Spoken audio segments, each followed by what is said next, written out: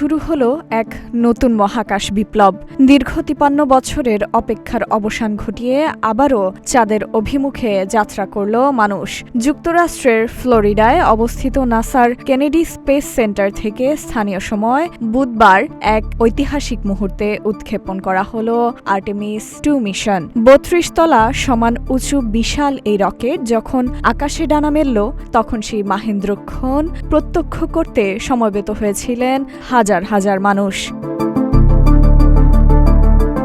1972 সালে অ্যাপোলো 17 মিশনের পর এই প্রথম কোনো মানববাহী মহাকাশযান পৃথিবীর নিম্ন কক্ষপথ ছাড়িয়ে চাঁদের পথে রওনা হলো। প্রায় 15 ফুট চওড়া এবং 9 ফুট উঁচু ওরিয়ন ক্যাপসুলে চড়ে 4 জন সাহসী নভোচারী পাড়ি দিচ্ছেন এক রোমাঞ্চকর পথ। মহাকাশযানের কমান্ডার রিড ওয়াইজম্যান মহাশূন্য থেকে চাঁদের দৃশ্য দেখে উচ্ছ্বাস প্রকাশ করে বলেন, আমাদের সামনে এক চমৎকার চাঁদ দেখা যাচ্ছে, আমরা সরাসরি সেদিকেই এগিয়ে যাচ্ছি।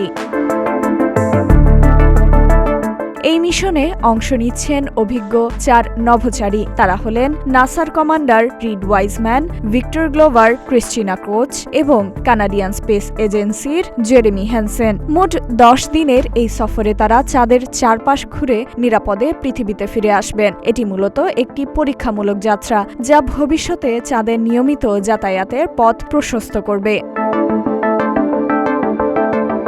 নাসার প্রশাসক জ্যারেড আইজ্যাকম্যান জানিয়েছেন, নভোচারীরা বর্তমানে নিরাপদ এবং অত্যন্ত উৎফুল্ল আছেন। এই মিশনের মূল লক্ষ্য কেবল চাঁদ প্রদক্ষিণ নয়, বরং 2028 সালের মধ্যে চাঁদের দুর্গম দক্ষিণ মেরুতে মানুষকে অবতরণ করানো।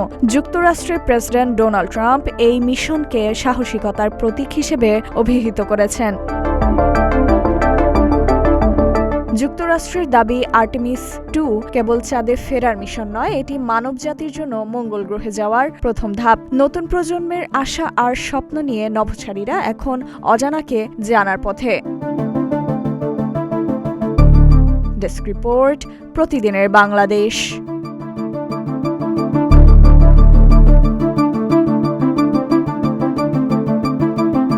I'm delighted to be here with some of the truly great sports legends of all time as we